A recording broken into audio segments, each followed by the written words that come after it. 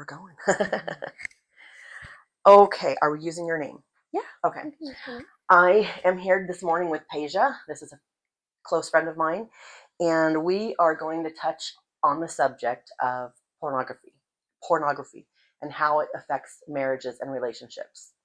So she has been through it her whole life, and she's going to talk to us about it. So please listen, and if there's anybody you know or yourself that's going through this, please send it to them. Please, this is why we're doing this. We're doing this to help. It has nothing to do with any kind of publicity. We're doing it to help. Peja?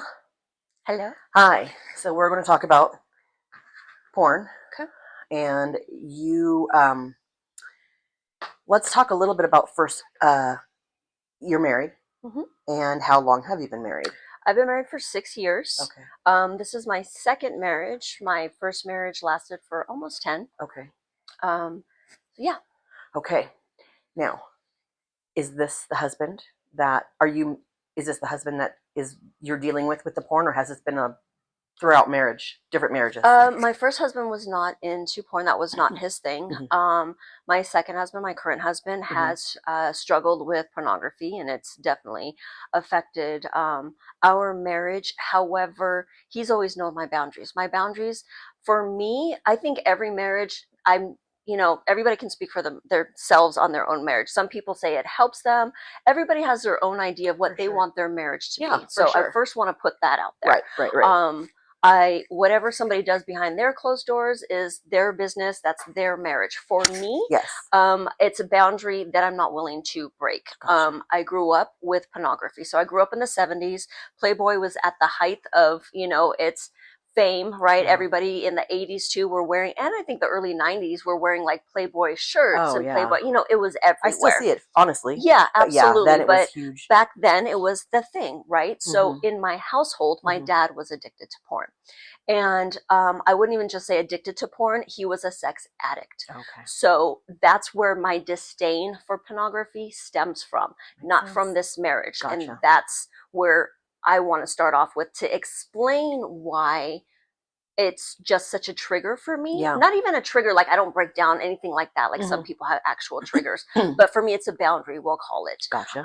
So it, for me, when I was younger, I always grew up with Playboys in the bathroom, right? Yes. And to me, that wasn't a big deal because they weren't like what I imagined Hustler being like. It wasn't women spread open. It wasn't.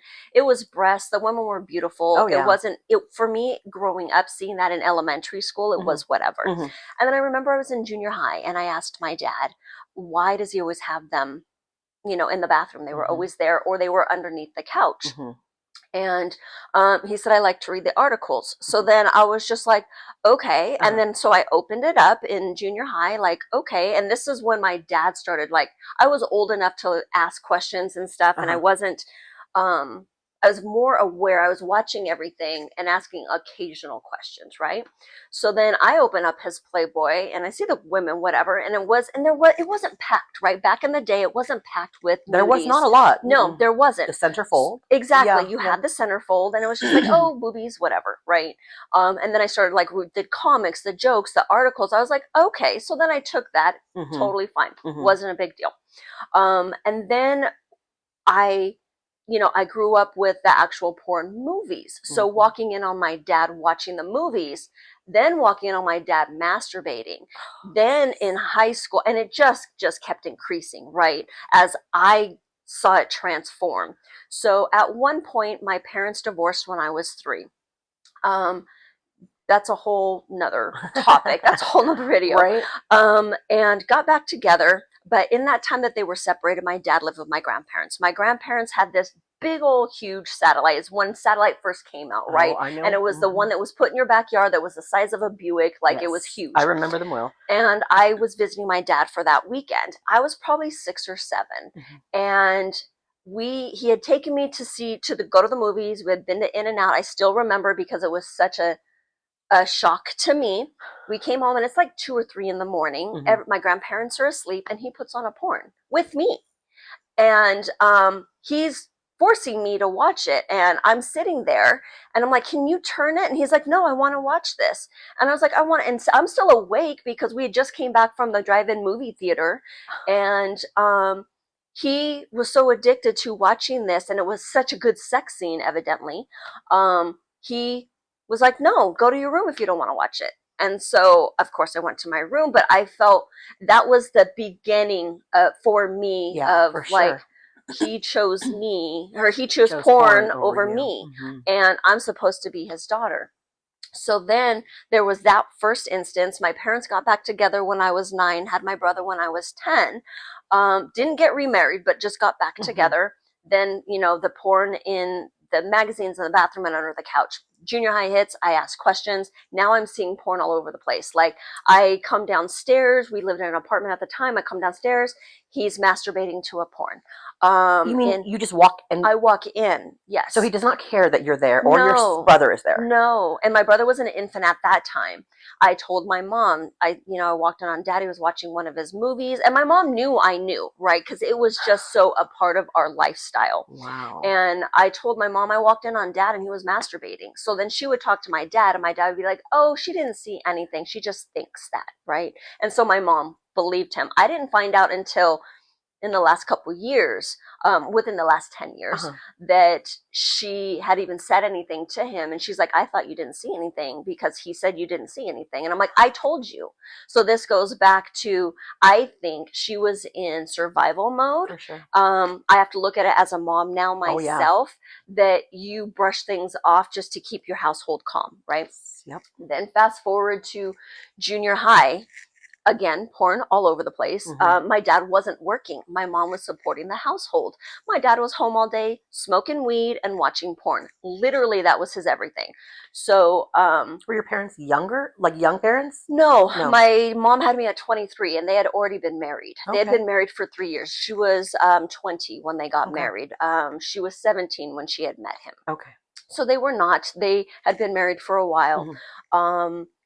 My dad was not the dad type, so let's start off with that. Okay. He was not wanting to be a dad. Okay. Keep in mind, my parents were married. Mhm. When my mom found out she was pregnant with me, she told my grandmother, which is his mom, Okay. first, because she knew he would be pissed off. And just like imagine, she told my dad, and he said, "You're gonna have an abortion." And she said, "We are married. I'm not having an abortion." So he tells his wife he doesn't want kids, and this wasn't a conversation they had had prior to that I know of. And she said, "No, I'm keeping this baby. I'm not Yeah. having an abortion. Your mom already knows." And that was her way out, is because your mom already knows. Right. So to disappoint my grandmother like that would have Yes. just out of the question. So he already didn't want kids. He lived the crazy lifestyle, literally the crazy lifestyle. My dad is not the typical dad that you think of, oh, this is a perfect dad. No, no, no. My dad was as dysfunctional as it gets. Domestic violence with my mom, going out and I guess during his life, he was addicted to cocaine. Oh, okay. And he decided to try to get clean. Mhm. At one point, I don't know if I was born at this time that he decided to get clean. I don't recall. I just recall him telling me the story. And he was struggling. And he called a detox place and said, how much does it cost? I'm addicted to cocaine. I need to get off of it. And they said, it's $10,000. Oh. And he said, do you know how much fucking coke I can get for 10 grand? And Right. hung up. And I guess he quit cold turkey. Oh. But marijuana was his fallback. Mhm. I grew up with marijuana, and all of his friends. Because again, we grew up in the 70s. Everybody smoked weed. You could have the perfect picture cookie cutter family, Right. and mom and dad smoked weed. So that wasn't a big deal. He had a paper plate, and Mhm. he kept it underneath the couch always, because the couch was his location. Okay, right? got it. That's where he lived. That's where he lived. Literally, he didn't Yeah. sleep in the bedroom. He slept on the couch. So quite literally, as dysfunction just was my whole life. Yeah. With him. Mhm. My mom tried her damnedest to keep it together. As most moms do. Absolutely. Mhm. Again, she's in survival mode. My mom is by far one of the best people I've ever met in my entire life. So to know she struggled with everything that my dad put her through, domestic violence, everything. Like Yeah. at one point, he hit her and she flew over the back of the couch. So she literally was trying to keep it together. He wasn't working, and she was the one working. He refused to get a job. He had been in construction prior to, couldn't get a job, then decided just to give up. My mom was making enough money to pay the bills. life was happy. Paid for his marijuana, paid for his porn. And back then, there was no internet. It was when you had the big VHS Oh. tapes. So Mm-hmm. money was literally spent for porn on all of his tapes. He had boxes, big boxes. And then he kept them in the garage, and he would bring them, in and out of the garage as if we didn't know it was there, but there Right. was no cabinet to put them in or whatever. And that was the only TV in the house, because back in the day, you didn't have a TV Yeah. in every room. Right. Um, and so he his porn evolved. So throughout my life, I saw the porn evolve, and then it became the uh, his mind just got twisted with it, and that's where the addiction then started. He tried to get men to come in and have sex with my mom because his mind was so twisted from the movies, because they in the movies they would run a train on the women, and that was okay because of blah blah blah, right? Mhm. It Pornography was not real. It was not a real life scenario. Mhm. And he started, I think, living in these fantasy worlds because I've heard that that happens with yeah, porn, people and that are addicted. that was him. I remember waking up one time, and we lived in a 900 square foot house. Mm. So it was 2 bedrooms, 1 bathroom, living room, a formal dining, small kitchen. Yeah. And my door was always open, and her door was literally where you're at, right? So door to door, very, very Yeah. close.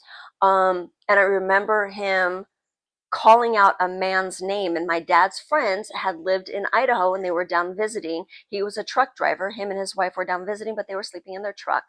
And I remember him calling his friend, and I could hear them having sex because the bed was squeaking, and I could hear all the sex noises, and that was normal as well. So hearing them have sex was normal, and I used to cry. I remember just crying because it was just so, why couldn't they be quiet? Why? It just was the grossest thing to me. Disrespectful now as Mm-hmm. I look at For it. sure. And now I know it was my mom trying to please my dad. Not that she wanted it, but it was her way of making him just trying to please everybody, Yeah. right? And she needed him. He was not working. She needed him to watch my brother, because my brother is 10 years younger than me. Mm-hmm. So he was the built-in babysitter. That's why she stayed as long as she did. And he's calling his friend, and they're having sex. The door is open, and I go, Dave's not here, which is the friend that he was Mm-hmm. calling. And I was so upset that why would he be calling his friend as he's having sex with my mom? Yeah. And I was in, I probably either 8th grade or 9th grade at this point, and I was just so beside myself, right? You definitely knew what was going on. Yeah, I definitely knew what was going on. And my dad, when I started high school and I started liking boys, Mm-hmm. I was never a boy crazy girl. Mm. It was like, oh, he's cute, Mm-hmm. whatever. And he started saying, you need to be a virgin. You need to stay a virgin as long as possible. And in my head, I'm like, you've been watching porn. You are doing this or that. Well, then during high school, I started finding lingerie in the garage, and he started calling the 976 numbers, if we remember back in the day of the 976 pornography. Got so many people in trouble, Yeah, money-wise, and just in marriage. I remember it being a huge deal. absolutely. Well, we lost our phone because he charged up an over $1,000 phone bill, and this was back in the early '80s or late '80s. $1,000 phone bill on 976 numbers that my mom couldn't pay, and he was just so addicted. It was call after call after call, and we didn't have a phone after that. We while he was with us, we never had a phone after that, and he was calling and talking to these women, and they were sending him their lingerie, and it was like lingerie that had been used, not pretty. It was just disgusting lingerie. Gotcha. And slowly my disrespect for my dad was going on. I stayed home. I was probably a sophomore in a high school, and I was sick one day, and I had stayed home, and my brother had gone to school. We would walk to the bus stop. My brother was gone. My mom was gone working, and my dad, I don't know where my dad had been. And it was probably 10 o'clock in the morning at this point, and I hear my dad get home. My dad had been home probably 2 minutes, literally probably 2 minutes. Again, the couch being his sanctuary. I get up to tell my dad, I'm home, I'm not feeling good, to all of a sudden him being butt naked from the waist down, full on masturbating, and his shirt pulled up, up on his chest. and watching porn at 10 o'clock in the morning, literally walked in the door and tore off his pants. And that was when I was just like, holy crap. Like there was no like, get something to drink there. So I don't know what he was doing prior to that had worked him up so much that he could get an erection or already had an erection walking into the home. Again, I tell my mom, this is what I saw. Oh, she didn't say anything. Mom never had a conversation back with me. It always ended at me just telling my mom what was going on. And it overtook everything. Pornography took over everything. So now I'm in high school or have already graduated. No, I've already graduated at this point. And I babysit for somebody, one of their friends, and they had cable. Cable was now a thing, and the Playboy channel was now a thing. And I'm flipping through the channels, and it's like midnight, and I see the Playboy channel, and I'm like, okay, let me see what's the big deal, right? I'm experimenting at this point of why is this such a big deal in my house? And I don't know that it's any different in anybody else's house. Never talked to any of my friends about it. Only thing I knew that we all had in common is everybody's parents smoked weed. That's it. That was the common thing. And my dad was so proud of the fact that I knew about the weed. He showed me how to roll a joint single-handed. I knew how to roll a joint one-handed by the age of 7, because of, watching him and him teaching me how to do it and whatever, and that was like the party trick, right? And then I am watching the Playboy channel, and I can't get into it. To me, it's disgusting. It's revolting. Then I'm a young adult. I've already graduated. I have a boyfriend, and it's very serious. And I'm 19 or 20 at this point. And one of the girls at work had the infamous Tommy and Pamela video. And she lets me borrow it because everybody where I worked, everybody was passing it around and taking it home for a day or two and then passing it to the next person or whatever. Me not being a prude, I'm having sex with my boyfriend, thinking I'm gonna marry him. This was a good guy. Pornography was not a thing in our relationship, but me trying to, because it's normal for me at this point because I grew up with it. I mention it, and he's like, "Oh, okay." And so he hadn't got a chance to watch it yet. And I put it on and I'm watching it, and still I can't get into it. Only thing I got from that video is 2 people in love on their honeymoon. Like literally it wasn't sex. It was like, oh, like they really love each other. And yes, they're having sex. So again, I can't understand why. Long story short, in my young adult life, I watched maybe 2 or 3 porn videos, and not from start to end. We're talking 10 minutes, 15 minutes, whatever. I can't get into it. It repulses me. Fast forward to my now marriage, and I had told my husband, like, porn is like a boundary for me. I'm all about boundaries. What's yours? I want to know yours. Being respectful, right, in a relationship. Now a grown adult, had one failed marriage behind me, learned from that. Let's make this one work, right? And find porn. I find porn on his phone. Then he swears it's over, but and might I say, this porn was, I guess you could say, normal porn. It wasn't excessive, right? Then a few years later, we're talking years, like 2 to 3 years, I find porn on his phone again. This time I had a feeling because I had saw him out. We live in a community where golf carts are driven all over. And I was driving, and he was driving his golf cart. He had just finished golfing, driving it back home, but he's pulled off on the side of the road a half a mile from our home, facing our home, like he was going home. And I pull over, and I was like, "Hey, what you doing?" And the look on his face dropped. Keep in mind, he had just finished golfing, literally around the corner from the golf location. Literally, like, you pull out of the driveway, 1, 2 cars, and then my husband's parked. And his face, like, just said everything. So of course, after he's asleep, I get on his phone and I find everything. But now it's even more grotesque. It's even more like, again, the porn has evolved over time, like it did with my father. He now is watching porn, and it's disgusting, and I wake him up, and he was sleeping on the floor of our bedroom at the time because he had a bad back, and he was trying to see, and he had heard if you sleep on the floor, sure enough it was working. Oh, So wow. so he was sleeping on the floor. I literally kick him to wake him up. And he's telling me, I don't know, like he's lying to me about all of this stuff, right? And then I'm reading off the titles because it's all labeled. If you go into the history, it's telling you the names of all of these porns that he's watched, right? And I read one that was just disgusting, and he said something, I just slapped him, and I am not the violent type, and it was my response to, you did this to me again. Yeah. And now it's progressed over time. And then we fast forward to just a year ago, 2 years ago, again. And I was staying, and keep in mind too, I'm upset, not just because you're watching porn, but I am very, and I'm going to be very transparent in this, I am very open in sex.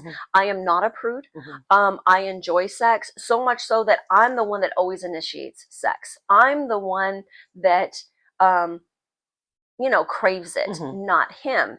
And now I come to find out that's part of it is, and the thing is, he wasn't even masturbating when he would watch these videos. It was just watch it, watch it, watch it. It became a routine to him. After this, like smoking a cigarette, like when people, after they eat, they go smoke a cigarette. After he did certain things, he would watch porn. Now, how do you know he wasn't masturbating to it? He, just by him telling me. And he doesn't masturbate in our marriage in general. I have never once in all of our time, we've been together 11, almost 12 years, and I've never once walked in on him. It's just not his thing. Gotcha. So I have to trust that. Yeah. But and the way he's doing it, like after golf, what? Like, yeah. I don't understand. Right. Yeah. So now I'm pissed off because you're watching porn and I'm begging you for intimacy. I'm begging you for sex. And at this point I said, do you want me to take nudies? I can send you nudies, because I had never done that in any of my marriage. There's not a single picture out there of me naked. Gotcha. It just doesn't exist. Because I also saw, again, stemming back from my past, my childhood, my dad and all his friends, again in the 70s, early 80s, everybody took Polaroids, naked Polaroids. Yeah. Okay. Yeah. So during the time my parents were divorced, my dad had a photo album of naked nudies, and it was passed around. So I remember going to my dad's house, and at this time I'm probably, gosh, I don't even know, 5, 6. I don't know. I was really, really young. Yeah. And my parents had separated. My dad stayed in the house. So I was probably 4 or 5. My dad had gone to prison, and I don't think my dad had gone to prison by that time. I think that was later. And it was all of his friends, and he had roommates at the time, because my mom had moved out with me. He had roommates, and they were all laughing, looking at a photo album. And I was just like, and me being little, what are you looking at? Yeah, for sure. And it's literally naked chicks and gnarly pictures, right? Of bachelor parties, guys getting blowjobs from the strippers, stuff like that. Oh, on top of that reminds me. So I was taken to strip bachelor parties, and I was taken to parties where there were strippers, and there was pudding wrestling with strippers and stuff like that my entire life. So if my dad had me on a weekend and it happened to be somebody was having a party, guess who was going? I remember this one, there was 2 strippers, and she was wearing pants that were laced up on the side. So it was see-through, right? There was no pants there. I remember she was super sweet to me. All of the strippers were always super sweet to me. And this was, again, Coke. I remember seeing like mirrors with rolled up dollar bills on tables. And I would then have to go to, they're like, okay, the party's going to start. She needs to go to the back room. So I was always sent to the bedroom when the activities were starting. And I remember the hooting and the hollering, and it's just, my dad was never a dad, right? What dad takes their child to this? Yeah. And instead of just passing it up, but it just was all consuming, right? And then depending on how much you paid, the girl would give blowjobs all the way around. Well, then I'm seeing these Polaroids of these parties and stuff like that. And then my dad had Polaroids of, he cheated on my mom with his best friend's wife. So they all went to high school together, except for my mom. My mom met him later on. But the 3 of them, I guess, had all gone to high school or something. And she cheated on her husband with my dad. And I was best friends with their daughter, grew up with their daughter. So their daughter was like my sister. So then I find nudie pictures of their relationship, right? Totally devastated because this was like an auntie to me, right?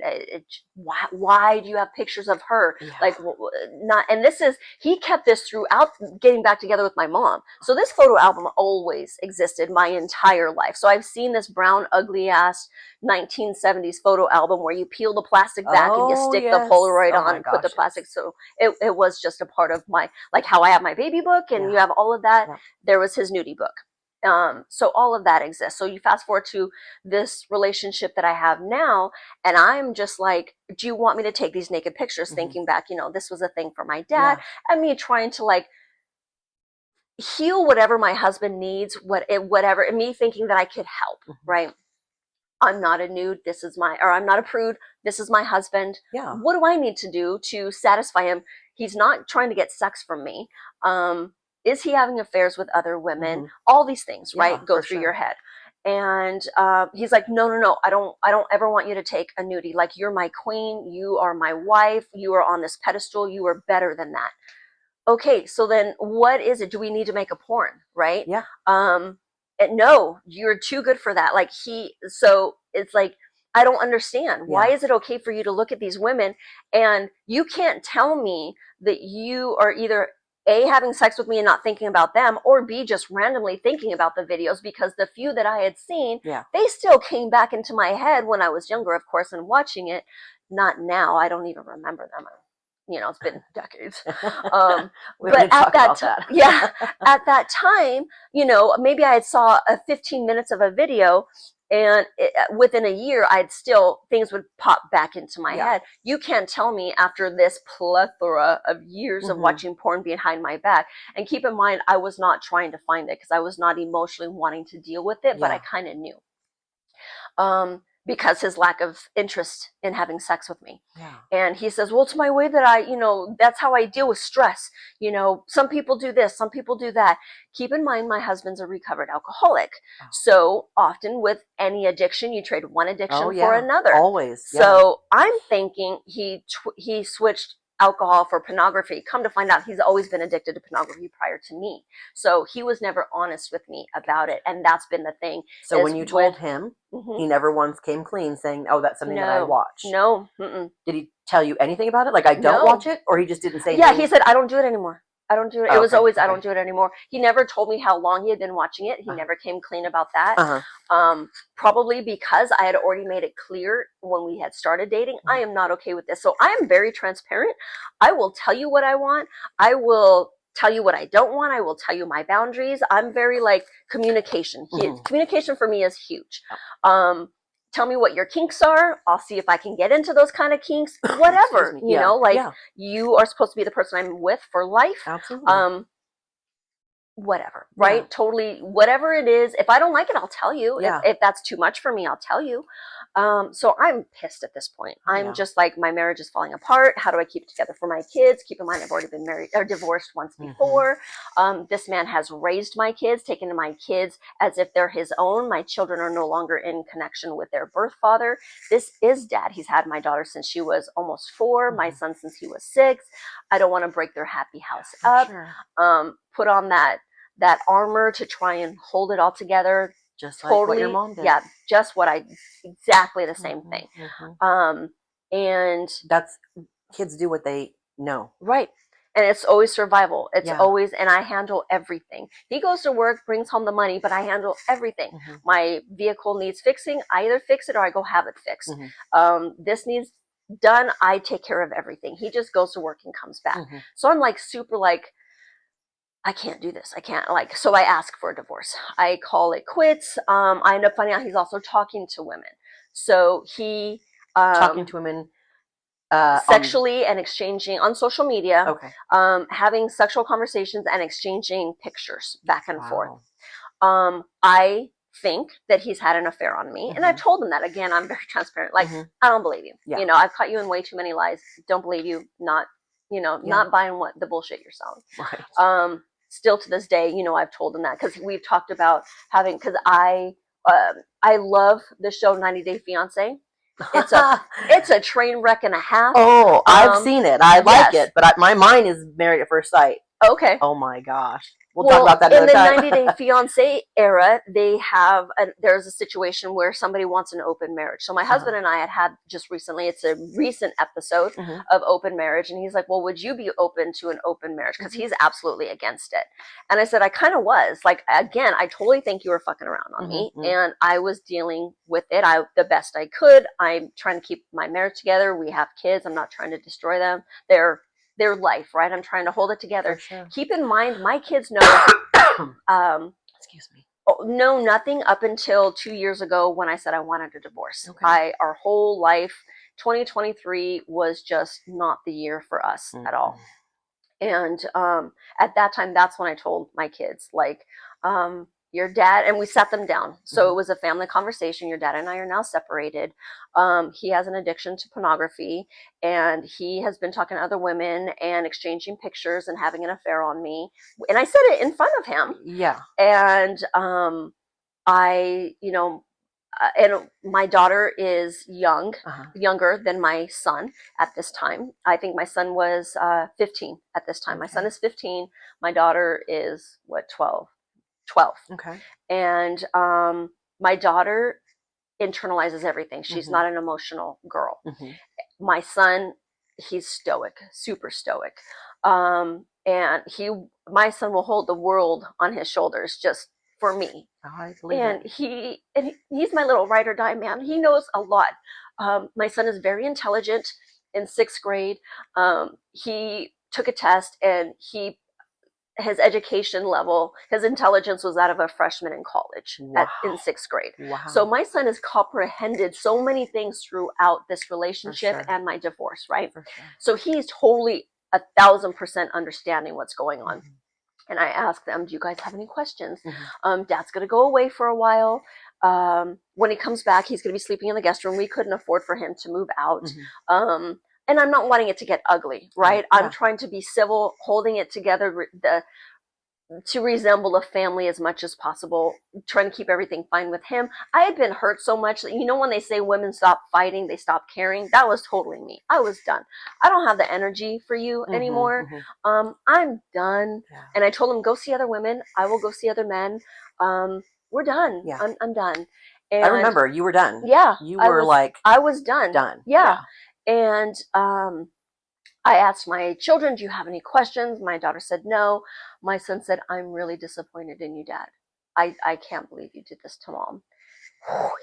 My husband starts crying just to know that he did this, because I have always felt like if I walked away, I was breaking up the family, right? Not his actions, but my result. Then my son tells me, do whatever you have to do, Mom. It's going to suck for us, and I'm not going to be happy. But you don't feel like you have to. And this is just like, again, my little ride or die dude. Yeah. Don't feel like you have to stay for us, Mom. Like, do what you need to. And okay, so we're separated, I think 5 or 6 months. Oh, sorry. You're fine. I think we're separated for about 5 or 6 months at this point. Something happens. My husband was in a really bad accident. He was okay, but there was this big accident. And my weakness is I'm always trying to be there for everybody. I'm always trying to be that everything for everybody. So I'm, trying to console him. He calls me and, and he's crying. I thought I almost died. I saw my whole life flash before me. I love you so much. Please let's make it work. And, and it took a little bit of time, but I'm like, okay, maybe I can try to make this work. So the last time we got back together, again, doing it for the kids, trying to give it one last, go around. And I had told him, I'm not in love with you. I love you, but I'm not in love with you. I don't know if I ever will be. I'm here for the kids, basically. I don't want to ruin their whole life. And he had said, I will continue to pay the mortgage. I will pay all the bills. Don't feel like you have to stay stuck here. Well, I'm not buying that, because during a point when we were separated, he got really ugly. And he was just like, well, you can get out of the house, and like he was just, it was really ugly. So I'm not believing that he's doing, that he's telling the truth. So I go back, we try to make the marriage work, which we're still married, and we're still trying to make it work. And I've told him I'm here for the kids. I'm Mhm. here because of the kids. Like, I want them to have as easy kill life as possible. And he is not a horrible person. My husband is so supportive of me. Anything I want to do, he's been supportive. He supported me getting my bachelor's degree. He supported me getting my master's degree. He supported me, whatever I want to do. He has supported me. He is an amazing man, which is why I stay. I stay for the good. I stay because I also see the possibility in him, right? I see what he can be. And there, there's always those questions. Are you staying for the wrong reason? Are you staying because he's your best friend? Like, he's your friend, he is your comfort? Absolutely. My husband is my best friend. We can laugh and have a great time together. Does he have flaws? We all have flaws. We all do. He has crossed my boundaries enough times that he knows if anything were to come up, I'm done. Like, this was my last chance. My son is graduating high school. I just have my daughter. My son's going off into the Marines. He's going to be taken care of. I can support my daughter, and I can make enough money to support us. I don't need him. So pornography has been the pinnacle of my life that has never changed. It's always been there. I had it as a child. I've had it in my life as an adult, and it has definitely, I don't think that it's good for any relationship because I've seen what it does. I've seen the extreme end of it, right? Some people, I have friends that have said, I watch it with my husband. It's a great relationship builder. And that's on them, right? That's their marriage. But then I have to stop and ask that person, which I don't because it's none of my business. But in my head, I'm asking, how has it adapted over life? Can your husband not perform without watching pornography prior to that? Is your husband still attracted to you? Because now in his head, he has all of these porn stars in his head. So what has warped his mind over this time that you're now intimate with your husband? Now, what have you allowed to let slide in conversation in front of your kids that is now leaking into your children's lives? Are you now making sex jokes left and right?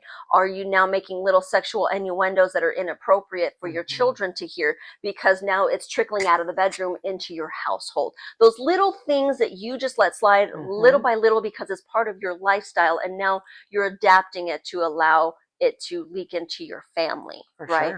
So those are some of the things that go into my head of, is it on a regular basis, once a week or every time? I have another friend who her husband watches pornography, and when I called her just heartbroken, I found porn on his phone, and she's like, Peja, like, I watch porn with my husband.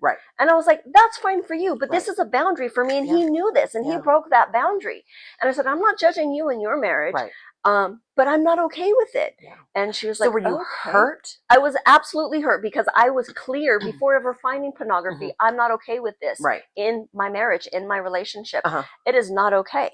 So the fact that I stumbled across this, and then he lied about it, the guys were watching, they were using my phone at work, and all of the things, right? It's like, I was born yesterday, but, or I wasn't born yesterday, exactly. I wasn't born yesterday. Please just, I'm not buying the bullshit you're selling.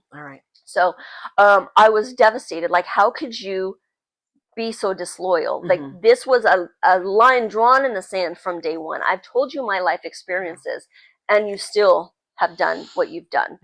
That's why. And then a friend says, well, I have to be in lingerie and do a striptease for my husband every time I want to be intimate, or every time he wants to be intimate, because he cannot have sex until. So this pornography had twisted his mind to create this this world that's not realistic. He has to have a show. He has to have a show, exactly. So it's twisted. So everybody that I have met where they've watched porn in their marriage, it has twisted their marriage in some way. And you just have to decide, is that amount of twisting okay for you? And that's where every marriage is different.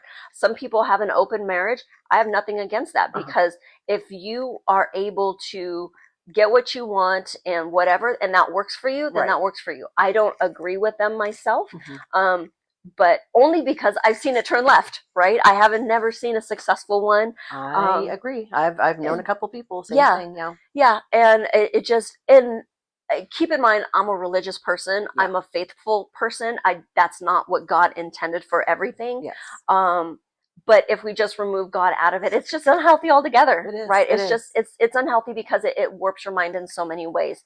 And it gives you that dopamine hit every single time. So now, being that it's like a heroin, pornography, just like heroin, you need a little bit more, you need a little Yeah. bit more, you need a little bit more raunchy, a little bit more Yeah. raunchy, or a little bit more often, or a little bit longer.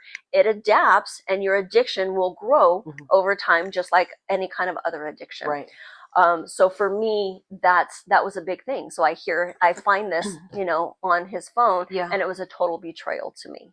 Why are you? Because I know that you're seeing these women in your head. So instead of me, I'm begging to be intimate with you. Right. I even went, and I can wear lingerie for him, whatever.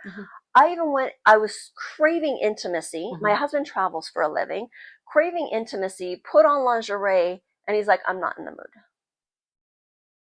It just doesn't That make sense. destroyed me. Well, That destroyed me. I'm in lingerie, begging, all made up, begging for intimacy, and you're gonna watch porn over being with me. So that's why I'm not okay with it. Yeah, that's hurtful. Yeah. That is really hurtful.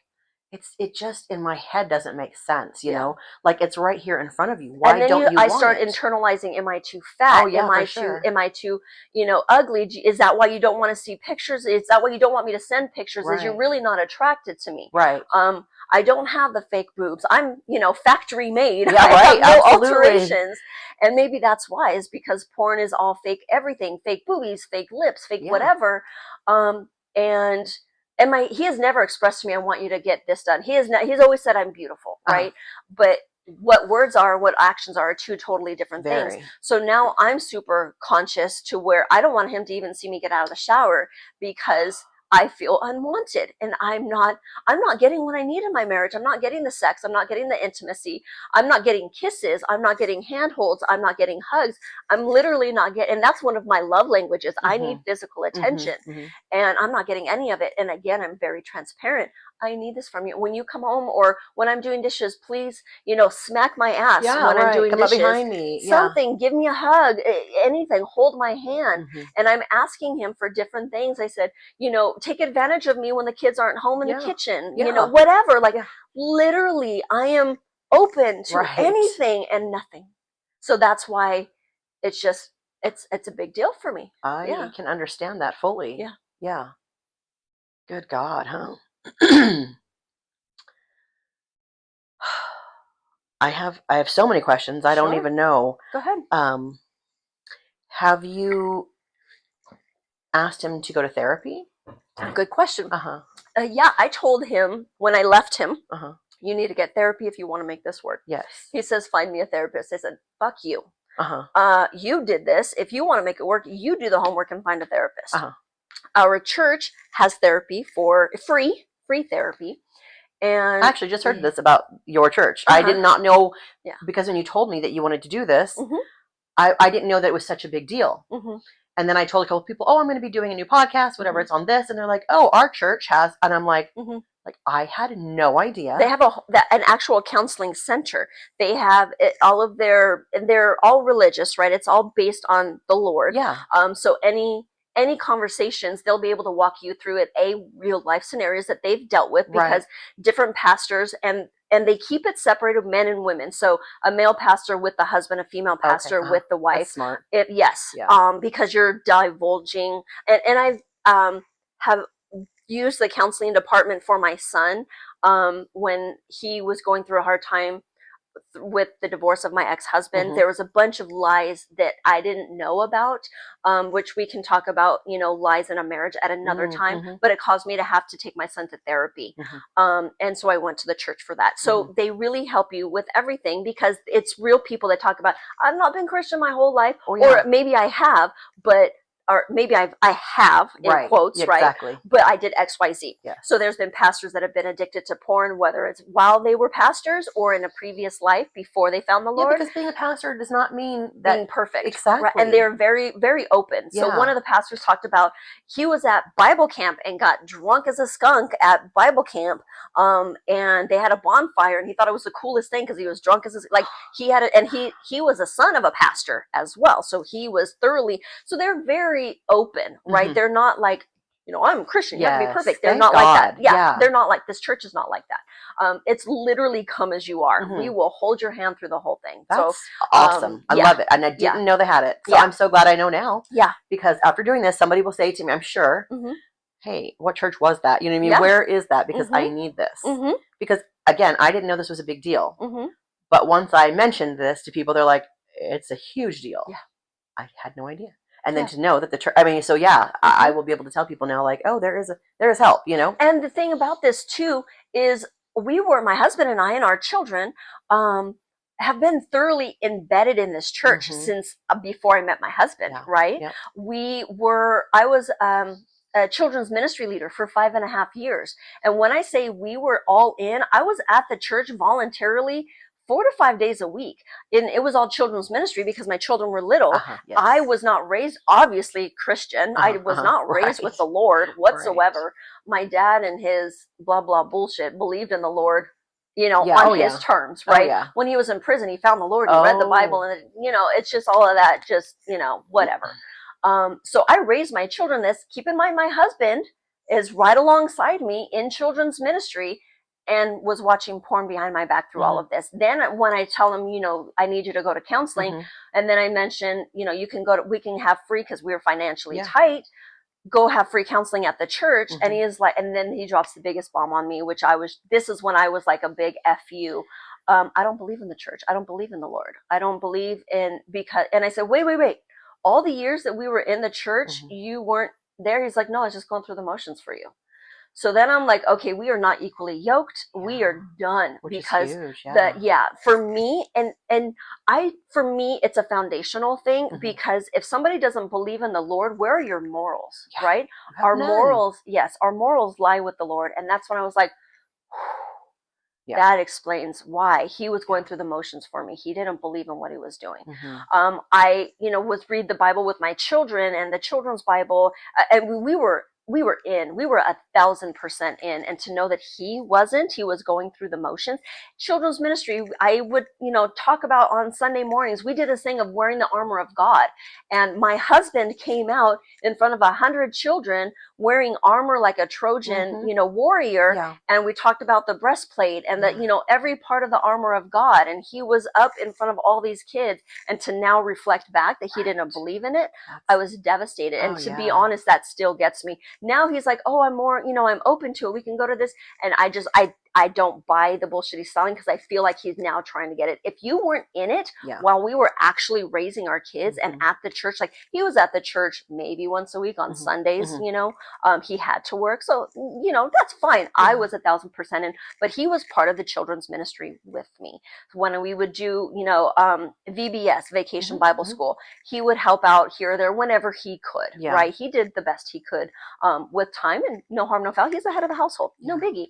But to know that he went and did everything he did and he wasn't fully invested is devastating, and it's not okay for me. Yeah. No, so that's where, I'm just like, okay, let's go back to the counseling, go get counseling. He goes to 2 or 3 sessions and then stops and tells me that it's not working. They're not talking about what they need to talk about.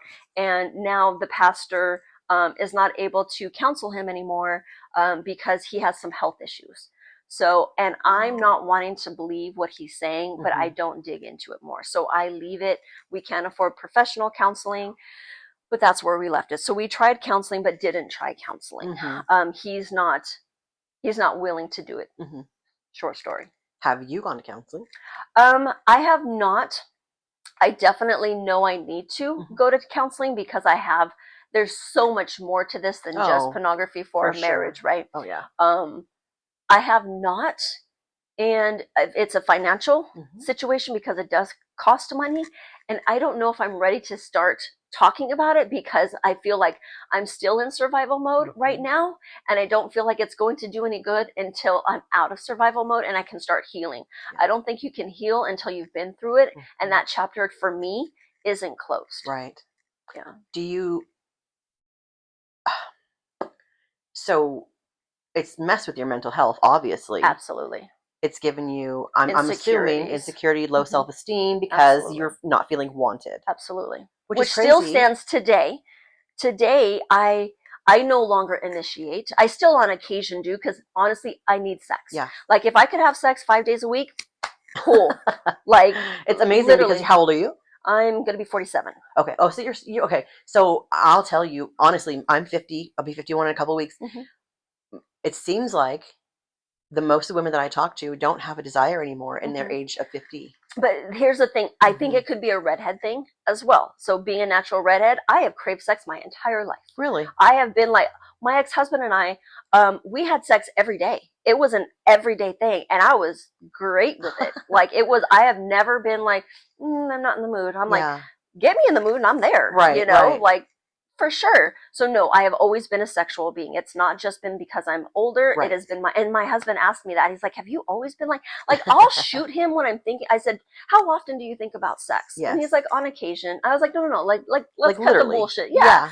And he was like, literally on occasion. I said, in a day, do you think about sex? He's like, I might think about it like once in the afternoon or once in the evening time. And I was like, shut the front door.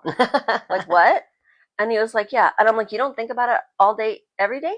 And he's like, do you? I was like, yeah.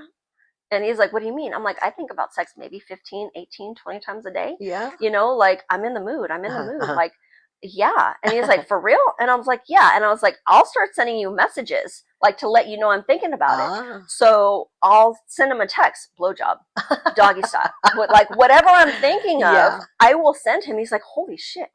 And then I get upset because then I'm like, you know how many guys wish they had a wife like me? Wish that they were open to intimacy, open to experimenting, open to like, I was like dirty talk, the whole thing, right? True, no, he don't mumble nothing. He don't. It's just I'm trying to wrap my brain around the fact that he loves porn, but has no desire for sex. No, I think that's it. He says that's the supplement. He has told me that his lack of desire is because he's watching porn, like he has no desire. So then he stops watching porn. This is the thing, quote unquote. And I will super air quote everything when I talk about my husband not watching porn, because I don't believe that he's fully stopped. You still think he's doing it? Oh, for sure.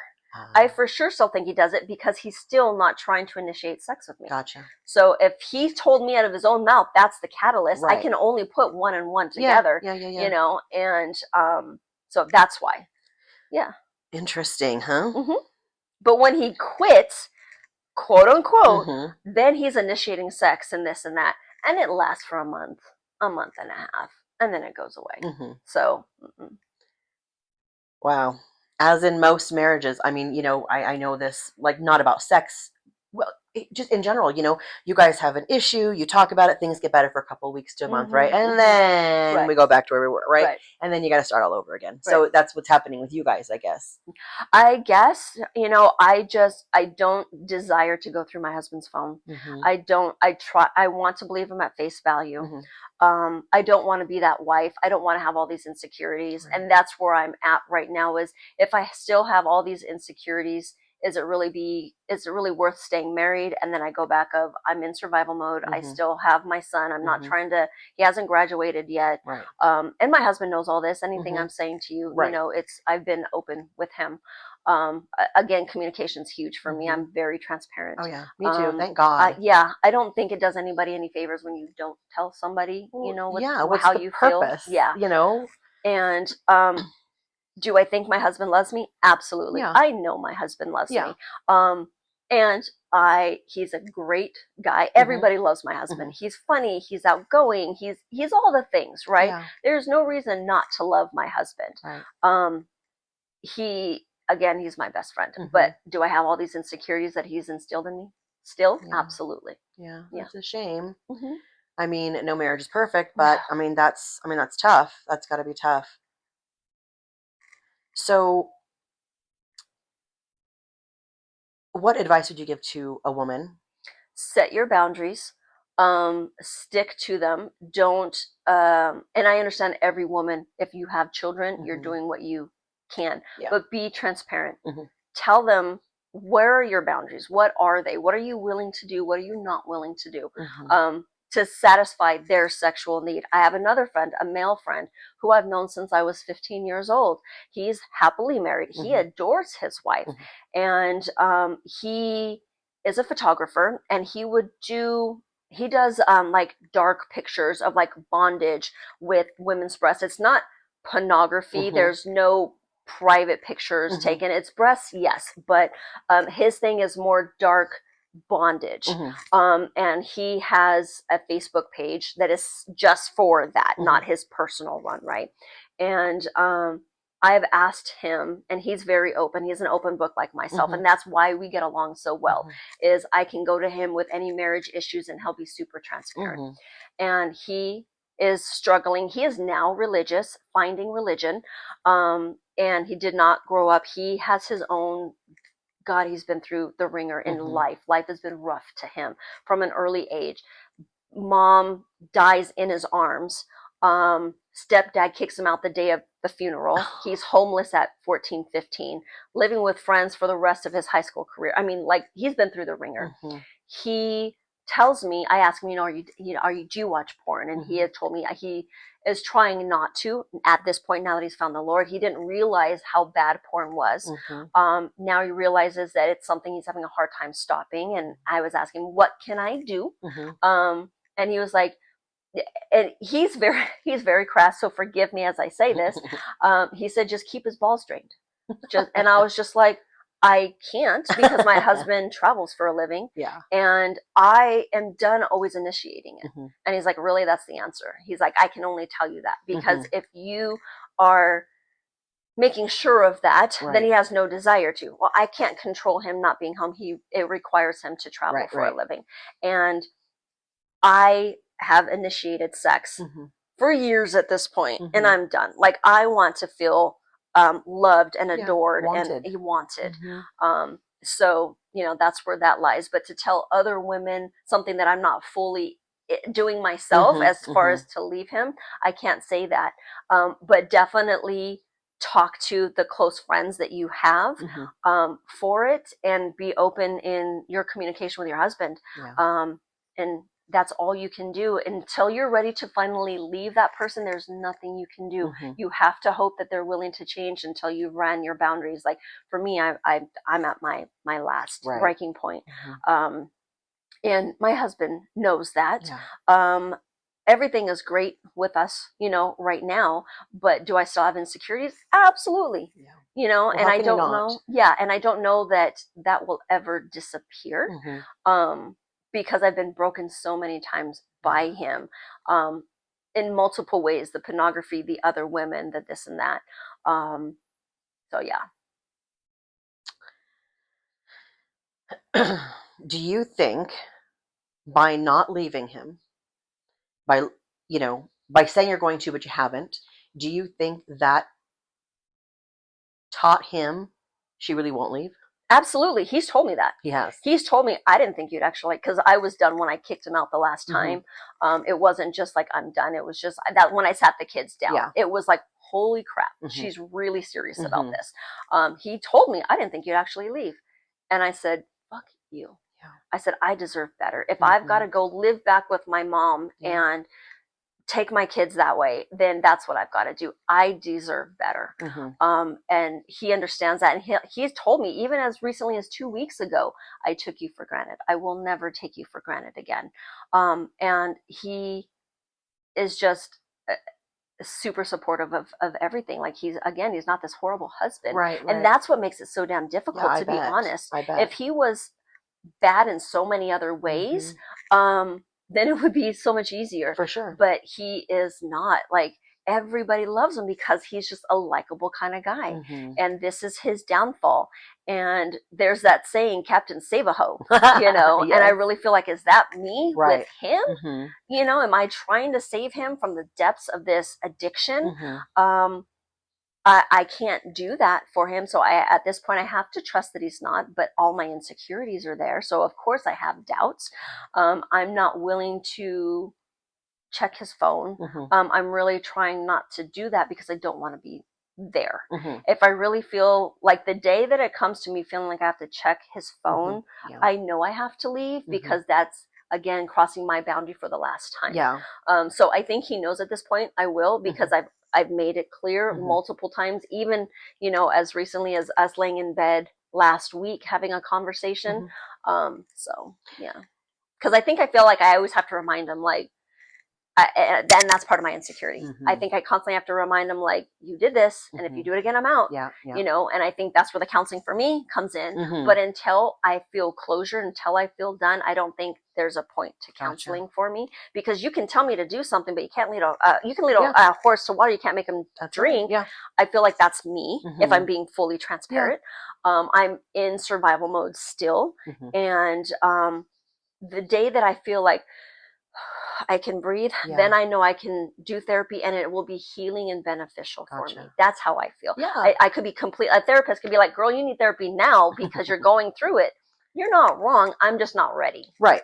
I'm a life coach, so I do think that you could use therapy now, but you know, it's just like dieting and anything else. Until you're ready, it's not going to do any good. You know? That's how I feel. I'm not ready. Yeah. I'm not ready until I feel like I'm at a good point. There's no reason for it. And I don't, when I get the emotions out, I want to get it all out at once and never, Right. you know, and turn that page and never go back. Yes. I know emotionally I'm not there yet. Because there's things from my childhood that I definitely need therapy on. And I started doing that with my church, and I was not ready because it was drudging up all these things that I felt like I had closed the book on, stuff that my dad had put me through, stuff that, of course, my mom doesn't know anything about because I'm trying to protect my mom. I knew my mom was in survival mode. I never once blamed my mom. I knew that because I was her best friend. So anything she struggled with, she told me. She didn't have the best friend to go to. And if she did, she still told me because I was her best friend. So I never once blamed my mom for anything because I knew she was in survival mode. And that's where I think it's so important for any woman that's going through this right now. You have to do what's right for you and your kids right now. Right. Understand that you still have to set a boundary of, if this happens one more time, what are you going to do? Right. Will you forgive him? I knew when the first couple of times, I knew I would forgive him. The last time when I asked for a divorce, I didn't know I would forgive him. I was literally done. I was done. He went through this accident and I felt like I couldn't leave him at that point. He needed support. Emotionally, the whole thing. What a wife, literally. What a wife. Thank you. Yes, because not all wives and women can do that. Yeah. He needed me and I was there. And that's why we got back. I can never, if he were to go through something, even if we were to be divorced, he has been so supportive of me and taking in my children like they are his, and that I could never walk away from him and be done. And I've told him, because again, I'm very transparent. If we get divorced, understand that I don't want it to get ugly. Understand that any man that I'm with after that has to understand that you are the father of my children, and that there will be no ugliness. They don't have a right to talk bad about you, and I want to be friends with your future wife. It's the best. My parents have done that, and it is so great for me. As a child, even though I'm 50 now, and my parents are still alive, and we do Christmases all together with my dad's, ex-wife and my mom's ex. It's so nice that you guys would want to do that and could do that. And I know he will struggle with it because he tells me I'm the love of his life. He's been married before. I have a bonus boy, a bonus son. He is married, having a child. But his dad's decisions have drastically hurt him as well. He knew about his dad's pornography addiction prior to me because he had saw it prior to me even being in the picture as a child, saw it on his phone. So it's a long haul, and I didn't know his pornography stemmed that far back. My daughter-in-law had told me that. So that's where I go, this is where I have that soft spot for my husband, is he is so gracious with me and everything I've been through with my kids and my ex-husband, and that whole ugliness that was there. He was super supportive through all of that how can I not be there for my husband when he needed me? So that's why I went back, is if a woman is in a position where their husband is ugly and it is, chaotic and there's never a calm, absolutely, I feel like a woman should leave, because you have to put your child's mental health in it. And that's part of why I left my first husband. My first husband was emotionally abusive, verbally abusive. And I remember my son being 4 years old, and he had repeated something his dad had said to me, thinking that was okay. And I looked at my husband and he goes, "Papa, you don't say that to your mom." And my son said, but you say that to her. Mm-hmm. That's when I knew it was time to leave. Gotcha. Like Yeah. that's, and just a bunch of other stuff. Mm-hmm. And, so when it's going to, you've got to break the chain. Here's the thing for me. You've got to break the chain. Mm-hmm.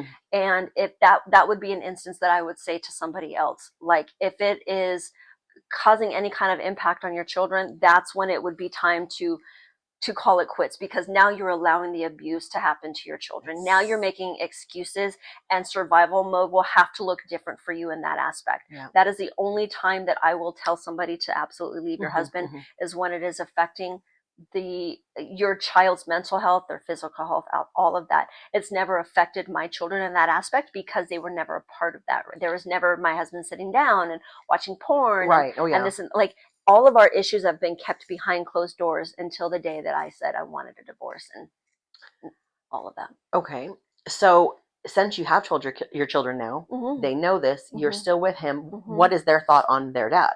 Do they have a negative thought? Has it affected my daughter them? does not. So my daughter does not, because she was so young when it happened, and she internalizes everything. And I've had conversations, and she had broken down and was upset that her dad was gone, but didn't really understand at that time, like, the why. So she didn't. She was 12. It really didn't click.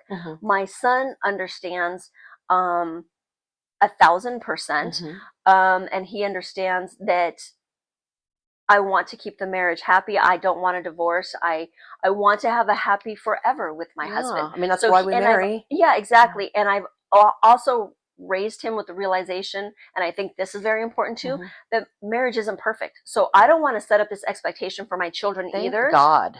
That marriage is perfect, because when you struggle, and I've told my son this, like, when you struggle, it's okay. Every marriage is going to struggle. The key is the communication.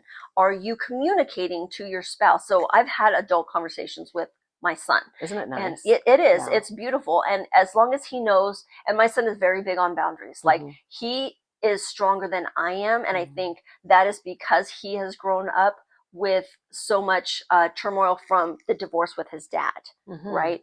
That, I think, has given him, and then on top of that, the intelligence that he has just already naturally given him that armor of black and white, like what's right, what's wrong, what I'm willing to bend to when he gets married, all of that. I've raised my son to be a husband and a father. I didn't raise my son as my son.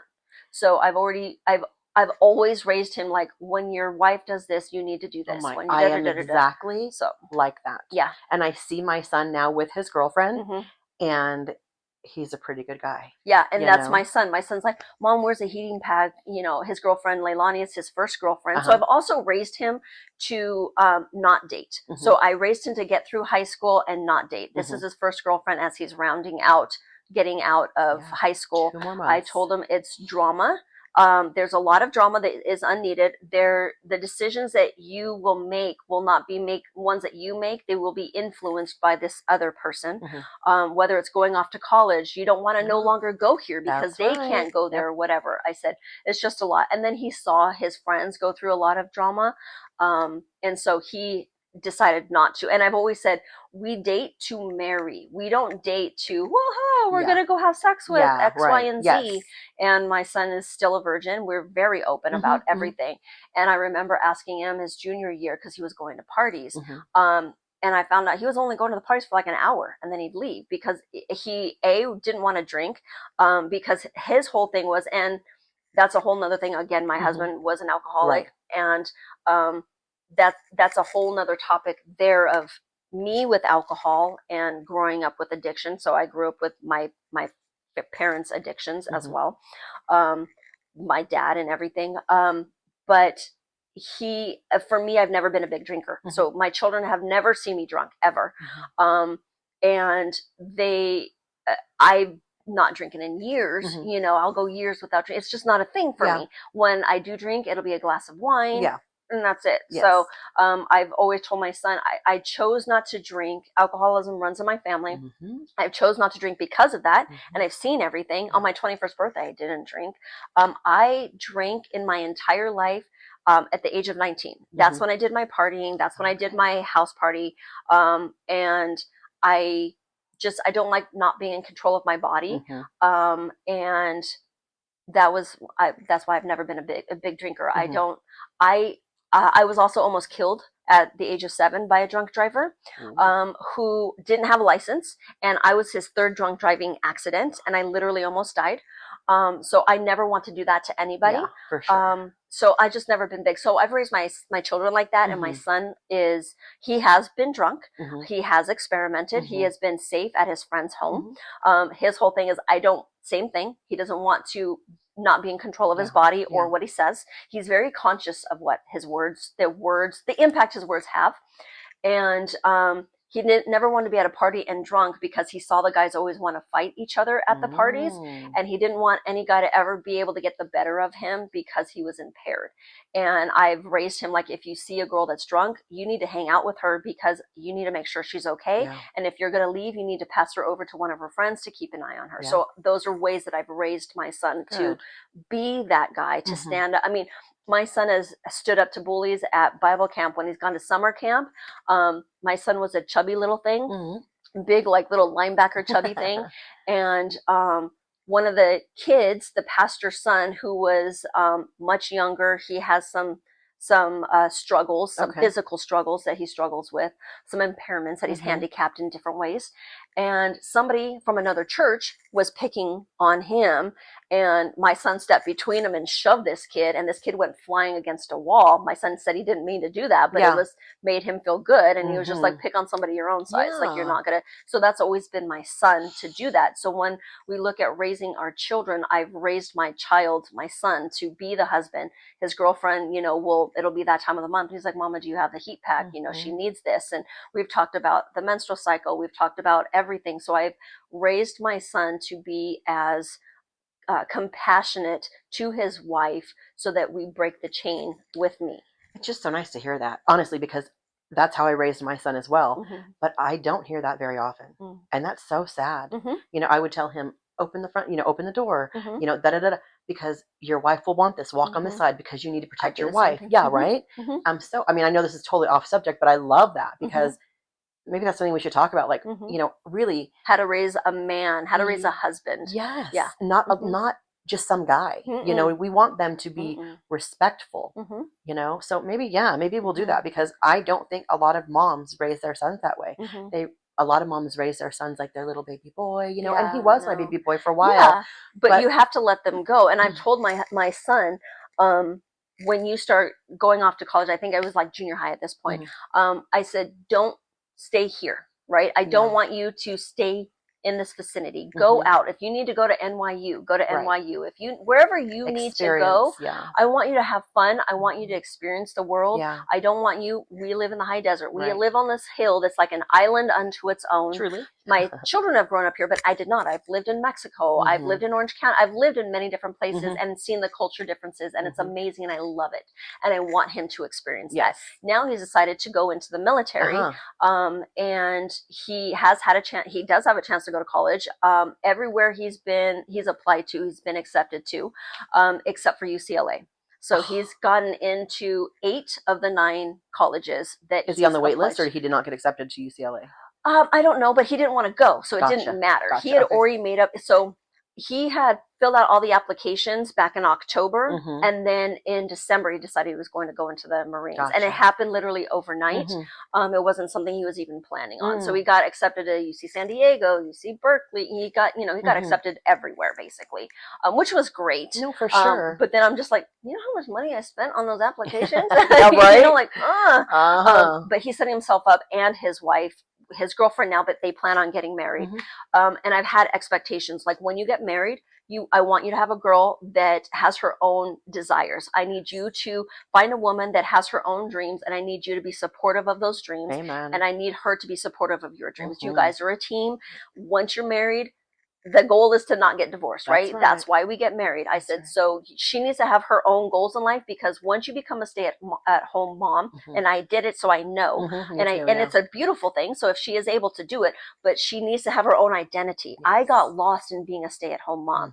When my children went off to Bible camp for the week, I was just like, what do I do? Yeah. What am I? My whole life was wrapped up in my children. Me too. I just want better for his wife. Like, if she stays home with the kids, what else is she going to do outside of her kids, right? Is she going to work part-time maybe? Is she going to volunteer at her favorite? So we'll use his girlfriend. She wants to be a veterinarian. So does that mean if she's a stay-at-home mom, I just want more for her. I don't want her to lose her identity. That's my whole thing. And I want him to be supportive of whatever she wants to do outside of being mom and caretaker of the household. I think so many men are just like, you're a stay-at-home mom. Like, that's your job. And they expect like the woman to lose herself.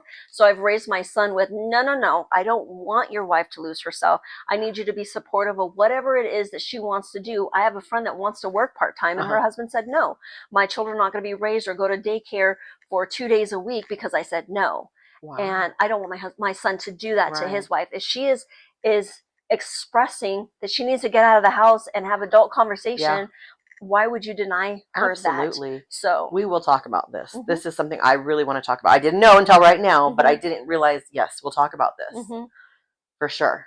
Because I think it's really important, you know, especially for young women that are thinking of these things, you know, we'll talk about this. This is going to be good too. I think this is going to be a good one. Wow. Well, I don't think there's any more to say, is there? I mean, I don't think so. I mean, I've really expressed a lot of what I've been through how I thank you for I've that. struggled with it. I continue to struggle with it. So, I mean, at the end of the day, I don't really have advice for a woman other than if it's going to affect your children in a negative way, then you need to call it quits. That boundary is broken to where now you're not breaking that generational chain if it's been generational for you. If this is a woman that is experiencing this for the first time, she didn't grow up with it. Dad was picture perfect. Amen and bless you for that. Your dad has now set the expectation that you need to carry forth for your children. For sure. So you can love your husband through it, but you I think at the end of the day, if I could go back and change anything, if you can afford to have professional therapy, that is the answer to it. And let him go on his own. Don't always be there because there's things that he will need to say that he won't say in front of you. Absolutely. Because there's a lot of women that have to be in control. Like, I need to be there. I need to hear this. No. You have to understand your husband is struggling with something that clearly he didn't feel like he could talk to you about because he's watching porn behind your back. That's right. So I know that there is struggles that I would like my husband to go to therapy. He is not willing to go to therapy. For the woman who is in the same position as I am, it has to be on your terms. It has to be, I can't tell you because I am not at a position where I'm ready or wanting to leave my husband. I want to believe the best in him.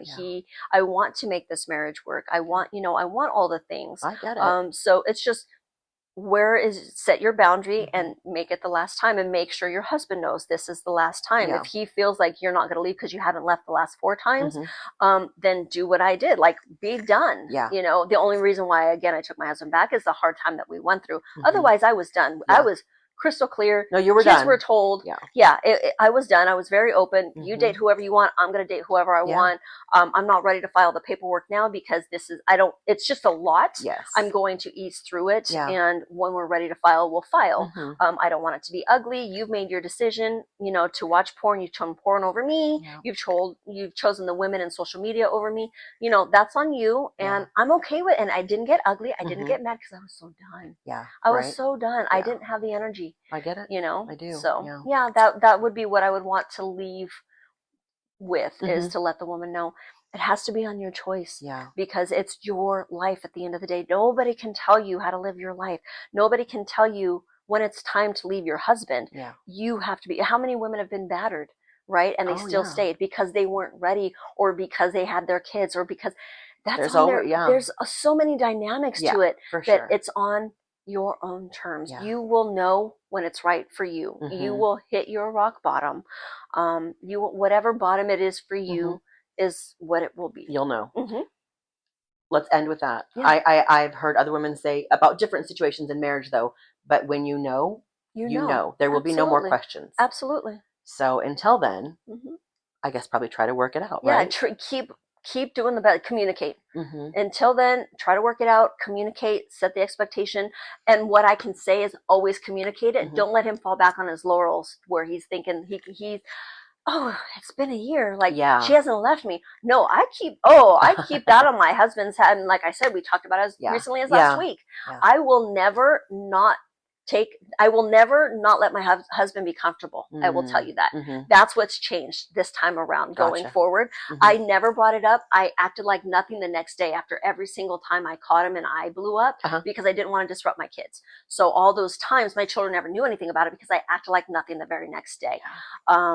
I don't do that anymore. I keep my husband on his toes because I do not let him forget what he put me through.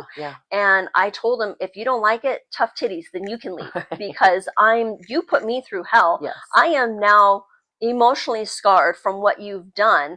I will remind you every chance I get to where, and I think it's appropriate. Don't get me wrong. I'm not nagging at him. Right. But when we see stuff on TV, I make sure to and he makes a comment. Oh, no. So that's the other thing I definitely want to recommend is if you are going to take him back and you've had that open conversation, don't let him get comfortable again. Don't stay silent. Say something. Like anytime that you need to keep it up so that you let him know you still haven't forgotten about it. You still haven't gotten over it. So I've told my husband, it may take me years to get over it. I may never get over it. And those days when I'm bitchy to you, you can leave or you can deal with it because I've dealt with a lot of stuff that you've put me through. And if you're not willing to be there for my healing, then you can go and I'm okay with it because you've stepped out multiple times and that's fine. So I've been like, I've been very you get to the point where you're just done. Yeah, absolutely. And you're done.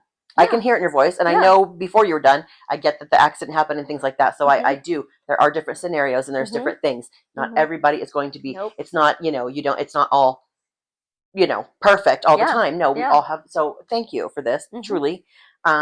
Especially being married to him and talking about this. I mean, I don't imagine it's as easy as you made it sound. I appreciate it. But if it can help somebody, that's what it is at the end of the day. It's not to shame my husband. No. It's not to shame myself or my marriage. But that's where the healing comes in, right? Is talking about it and 100%. Being able to share in those like emotional times where it's just like, I'm not alone. And I think we all know that we're not alone. I think we know that this is a cancer in American society. We know about it, but it's still not something that's talked about. And if it is talked about, it's talked about in a positive way. It's not, it's about, well, we watch porn in my marriage. Why can't you just get over it? And that's fine, but everybody has to have their own boundaries. And you have to understand how it can pollute a marriage as well. Not just how does it leach into different aspects of your lifestyle that you're slowly allowing. Are the sexual jokes in front of your kids coming out, all those things that we talked about. It's going to leach out in other ways. Are you okay with it? And to what point are you not okay with it? So I love it. Thank you. You're welcome. I appreciate it, truly. And they will see you again because I know we have a few more subjects that I'd really like to talk to you about. Absolutely. Okay. All right. Thank you, Peja. Thanks. I hope this helped you guys. I really do. Again, if you don't know if you know somebody that has been through this or is going through this or you think they might be, please share this with them because, again, this is the only reason why we're doing this video is to help somebody. Okay. All righty. We are done.